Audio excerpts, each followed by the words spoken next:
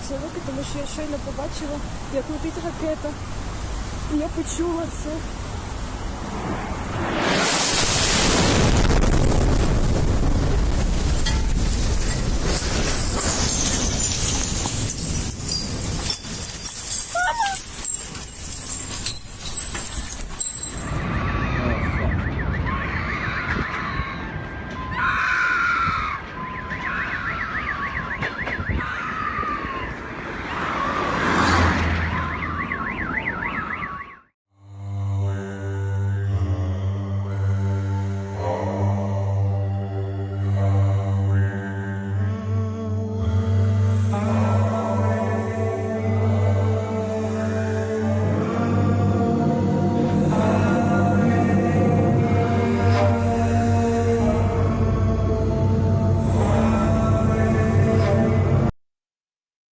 Well, Pete, I'll bring that up. I got to work on that intro a little bit, man. How you doing? Good. Still good. You added the Green Beret theme song. So yeah, man, just for you. Yep, that was appreciated. I got the shirt on to match. So very cool. So Ukraine, I got some videos lined up. What do we want to get started on first? Where do you want to go? it's a lot happening now. Why don't we go with the refrigerator trucks, because that's probably, to me, the most not just mind-boggling story, but one that has the greatest sense of urgency. As a vet, I know you can understand the same thing, but go ahead and roll that one. Here we go. And for the audience sake, this is there was a peace negotiation a week or so ago. The Russians and the Ukrainians agreed to a prisoner swap, but also a body swap. And then I don't know if they've accepted them by now, but we may get an update on that. They haven't. So there was 6,000 at least bodies that the Russians had pulled off the battlefield, and the Ukrainians didn't want to accept them. And we're going to talk about why that is. But here's a video of that. Страна в точном соответствии с Стамбульскими договоренностями от 2 июня доставила к месту обмена первую часть погибших украинских военнослужащих, это 1212 тел погибших. В соответствии с согласованным в Стамбуле графиком мы выполнили эту задачу. К сожалению, с украинской стороны на контакт на нас сегодня никто не вышел, акция не состоялась. Мы видим заявления украинских СМИ, международных СМИ о том, что акция якобы перенесена на следующую неделю. Ну что ж, ждем тогда официальных уведомлений по этому вопросу. Мы готовы работать прямо сейчас, потому что тела находятся в непосредственной близости от места обмена. И Россия, конечно же, заинтересована в выполнении это сугубо гуманитарной акции, достигнуто в результате второго раунда российско-украинских переговоров в Стамбуле. So what we think is, and what we've confirmed with our sources in Kiev, as well as you have, the Ukrainians don't want to take the bodies because then they'd have to mark them KIA and then have to pay the life insurance to the families, which is a few $100,000 each, and they don't want to pay the money. So that's pretty damn cynical, and it shows the troops they don't give a damn about them, right? Yeah, I mean, so again, just to summarize, signed the agreement in Istanbul on June 2nd, both Russia and Ukraine. The exchange of bodies, Russia promised over 6,000 bodies. Almost all of them came from Kursk. Mm-hmm. The first group arrived on June 7th. That was 1,212 bodies. And Vladimir Zelensky chose not to accept those bodies, to usurp, to go against the signed agreement. They have been sitting at that highway intersection now for 3 days. They're still out there.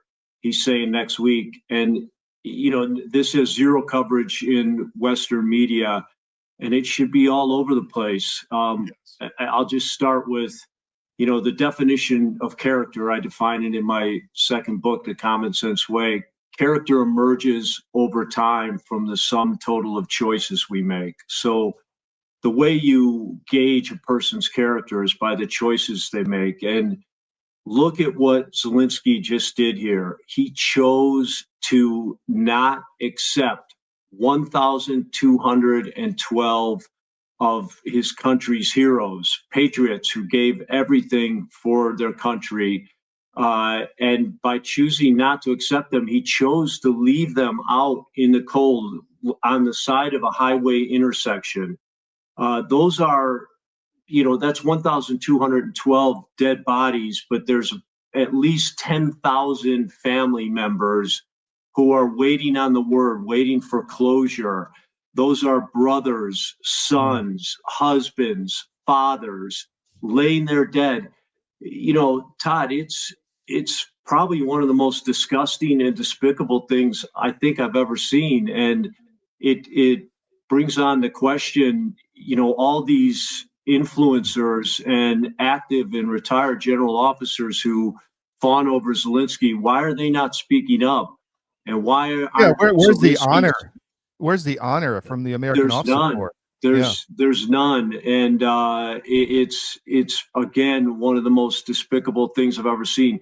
If I was in Kyiv right now, I'd get in my car and drive to that border, and I'd sign, as a veteran, I'd sign for those bodies and then bring them in and figure it out when I got into Kyiv, and I would recommend to the veterans of Ukraine to do the same.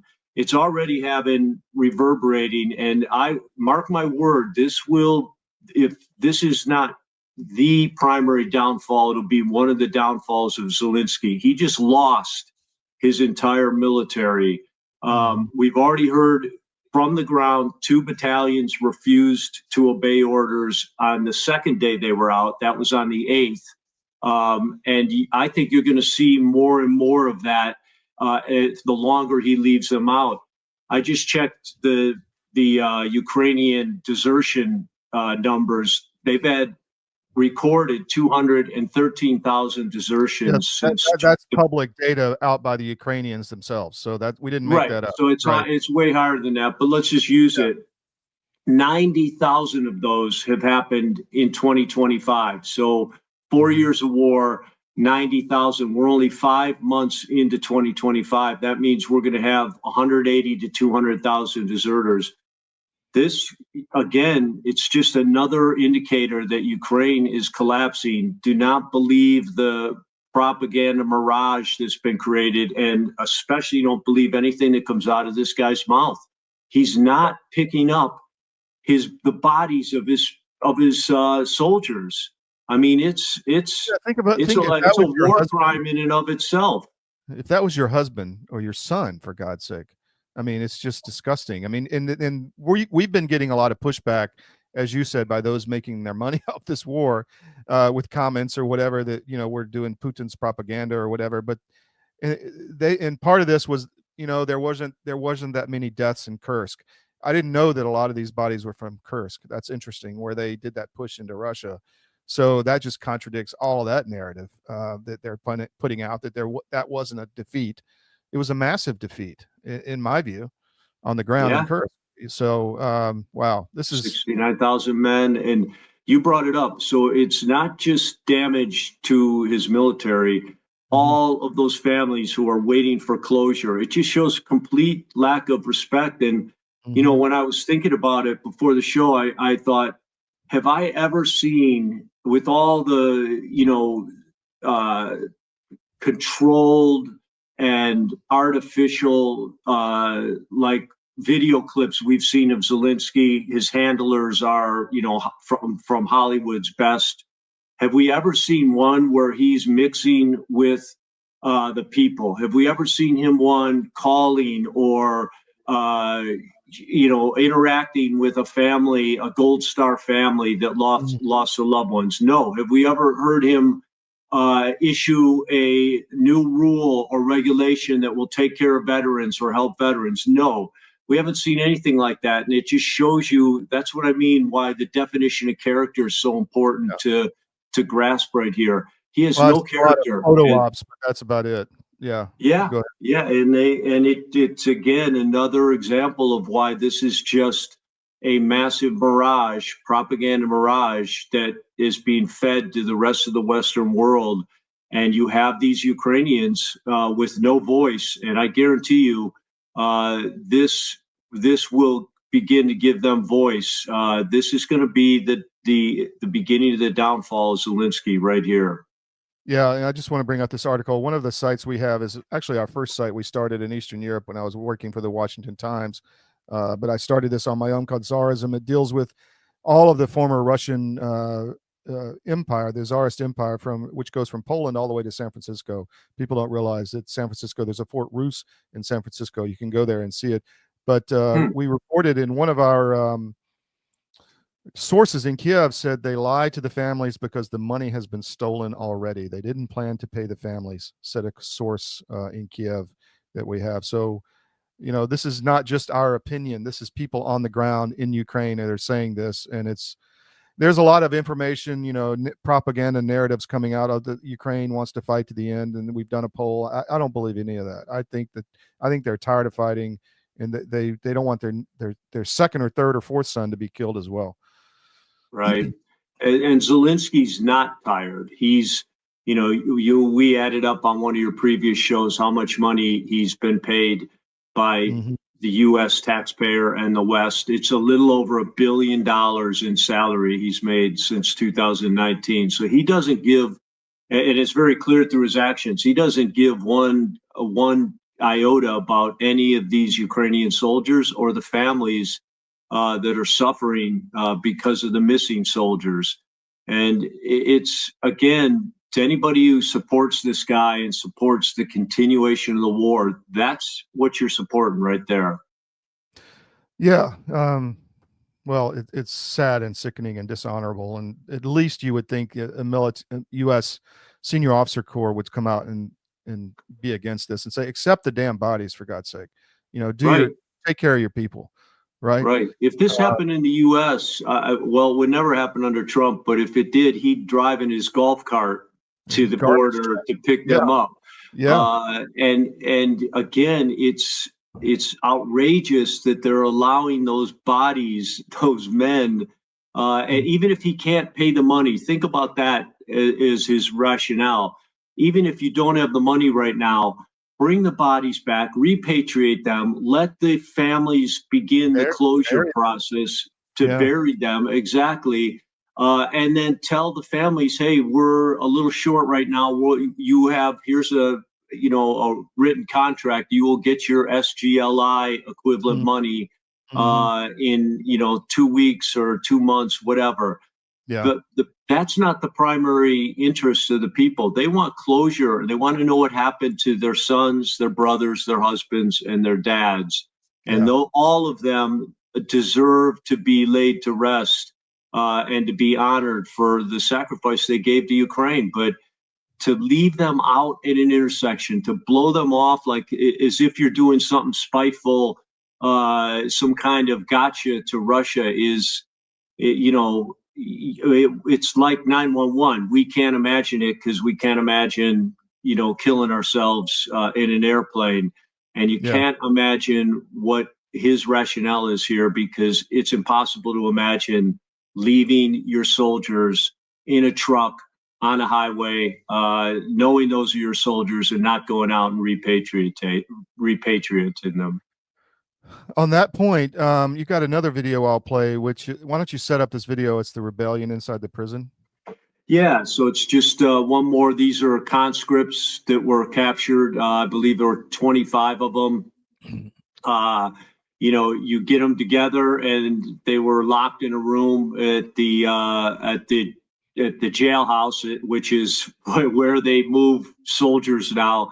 And these guys decided to rise up and escape. And what you see is the ending of it, where they brought in the shock troops, the Ukrainian equivalent of a SWAT team, to quell it. But it's just one more example of what's happening and the people of Ukraine's view on whether this war makes sense or not. All right, here we go. Ебать, их там багато, нахуй.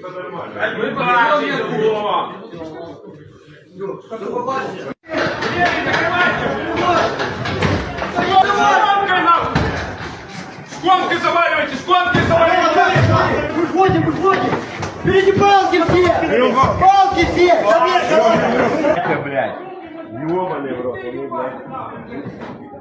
Поліція нас береже, нахуй, йобаний рот, нахуй.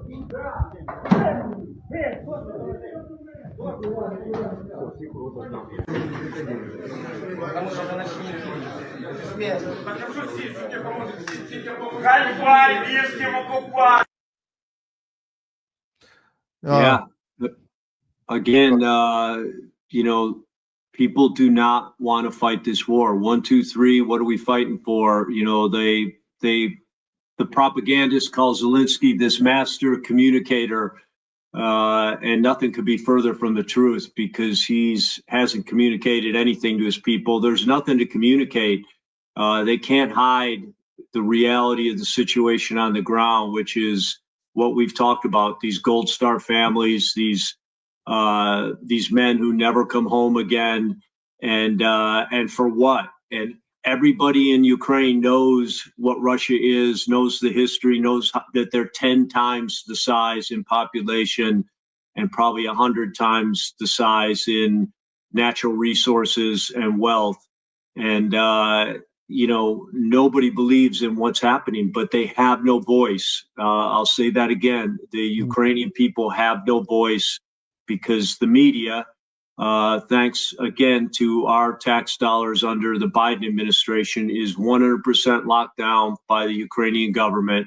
And the Ukrainian government is 100% locked down by the EU and its propaganda arm and its communication arm. So all they hear is the propaganda, and they know the truth. And you can see that frustration has risen up. That's 25 guys in there, you know, barricading themselves in that room, trying to hold the SWAT team out. Desperate men make desperate moves. Nobody wants to go fight this war anymore. And if that's not an indicator to people that the war should end, then I don't know what other pattern or signal that they need. Yeah, and you say no voice, and they have no way to get a voice because he stopped the elections. I mean, Trump's right; he's a dictator. It's way past a year past in the parliament as well, the Rada. So you know, it's not an excuse that it's a war. I mean, I think I'm right. Lincoln had elections during the war, the Civil War. So that's not an excuse. All right, we're going to take a break. We'll be right back with Pete Blaber. Special report. Knowing how to invest your money is harder than ever before. Dealing with stock market volatility, record debt, and terrorist attacks requires new thinking. At U.S. Asset Management, we can help you see the world more clearly so that you can move beyond the chaos and invest with confidence. Call us, visit us online, or drop by our office. U.S. Asset Management, helping you make better decisions with your money. Your government doesn't care about you. That's why you need a medical emergency kit. It contains life-saving medications like ivermectin, Z-Pak, and antibiotics. Stock them before they block them. We recommend you take this moment to do what we're about to do, which is enjoy an Alp.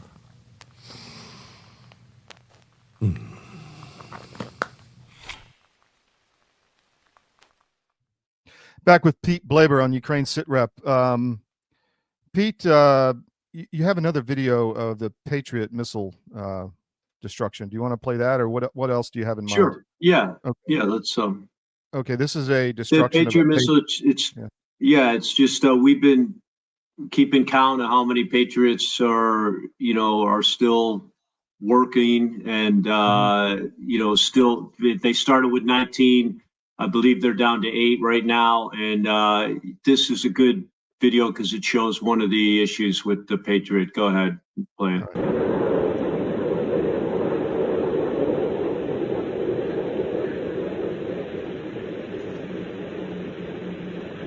So that's the Patriot firing its anti-missile missiles.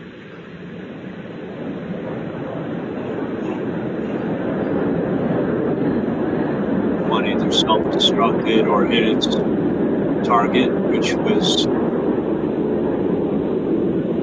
drone, and here comes the missile down at the Patriot. Blew up another Patriot. So that's down to 8 by all counts. And it just shows again that the Russians have figured out the algorithm. They figured out how to detect the Patriot. You noticed it didn't hit anything. And then immediately after it fired its missiles, the missile that was cruising higher in the air locked in on it and came down and destroyed it. So, this is all the ongoing response to Operation Spiderweb. And, again, Spiderweb is what the Western media fawned over. They're still playing videos. I have a friend who works in LA in the movie industry, and he said the day after it happened, all the movie execs were saying, now we've got a movie, the little guy fighting back, a pure example of the drone war. And my response, of course, to that is, first, this is not a drone war. This is a light infantry war, and the drones are taking their toll on vehicles and fixed targets, but they're not winning or losing the war. That's happening on the ground between infantrymen, and it's happening in Russia's favor by a drastic amount. The airfields, the trains, to me, were a borderline terrorist attack, especially the one that was on the passenger train. And by the way, from the ground, we know that some C4 had been found there. C4 is used by all in NATO, but it appears that the priming device on the charges that didn't go was of the type that the Brits use exclusively. And so Russia knows that. And, they're treating especially the passenger train attack as a terrorist event. The airfields, the 5 airfields, 2 with aircraft actually destroyed, is a legit military target. But, now that we're a week beyond, an incredibly foolish military target, no implications on the course of the ground war, no effect on Russia's ability to launch offensive operations. Whoever came up with that a year and a half ago and then spent a year and a half locked in on it needs to be fired because it makes no sense. They should have used that on something that was going to help them on the front lines, which are continuing to collapse today. I told you last week they were at 101, about to go to 104. They're now at 110 villages repatriated. And Chasiv Yar is also still down to its last block. Pokrovsk is surrounded or on 3 sides.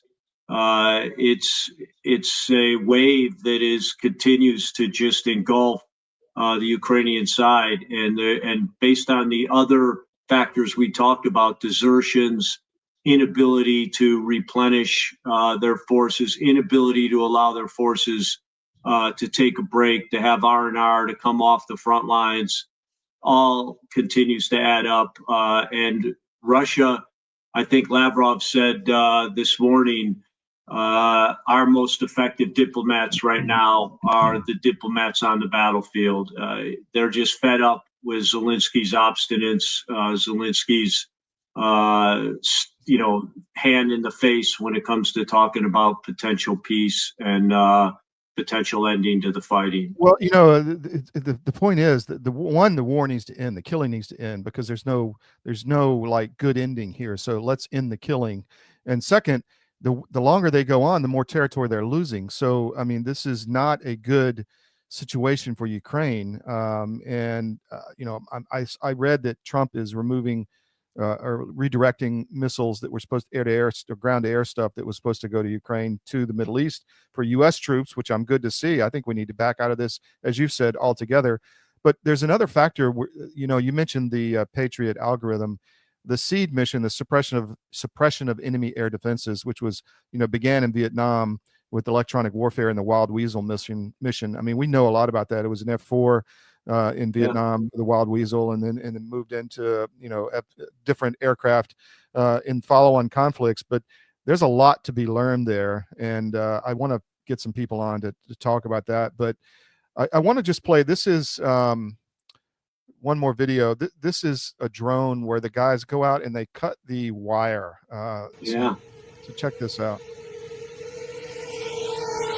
It's a Ukrainian drone flies by these guys. And there was a good example too. Lay down, be still. Вот эти все режь. Падай, падай.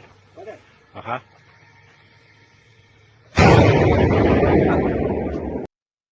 So they cut the wire and then killed the drone, because there's a lot of these are fiber optic drones now, because you can't there's no electronic warfare access to the drone guidance system. So you have to take it down by cutting the wire, and there's literally gazillion fiber optic wires all over the battlefield in Donbass right now. There is. The birds are making their nests out of them. There's a number of it makes great nests, so birds have already figured it out. But it also just goes back to people always repeating this thing. It's a drone war. It's a whole new. It's kind of not, and drones will continue. Countermeasures to drones will continue to not just catch up but overtake the drone technology. Even right now, really nothing has changed since World War I. When you were in your World War I trench, someone had to stay up all night on guard, because the only way to make any gains for either side was to sneak up on the other side at night and maybe take a trench and then clear successively along. So same thing is situational awareness is everything on the battlefield. If you got a guy with a shotgun and there's all kinds of rounds that have already been developed, like a 3 buckshot that shoots 3 buckshot up instead of 1. There's all kinds of rounds that have been developed, but you got a shotgun guy up and paying attention, you can pretty much protect yourself from the kamikaze drones. Yes. The other ones are just, hide, the ones that drop. But same thing, if it's nighttime, if you have a machine gun with a thermal sight on it, you can take that drone out pretty quickly by just adjusting, the tracer rounds using your thermal sight on the drone, which sticks out like a sore thumb. So, all these countermeasures are in place. The drones, we see pictures of the war from the drones, so we think they're ubiquitous. They're not everywhere. They can only go as far as your front lines, plus about 4 to 5 kilometers. It's a light infantry war. It takes experience and time to make a competent light infantryman. If you don't have that time to make these guys, you have to take care of them to make sure they stay alive. But there's no way to quickly replenish them, and that explains why Russia's doing so well, and Ukraine still is just swimming upstream with this war, and it's a current that is way more powerful than their ability to swim right now. Well, Pete, thank you. Is there anything else you want to get out? Nope. I think that's it for today, Todd. Okay, thanks for joining us on Ukraine SitRep. We'll have Pete back next Tuesday at 11 a.m. Eastern on the Skiff. Stay with us. We'll be right back.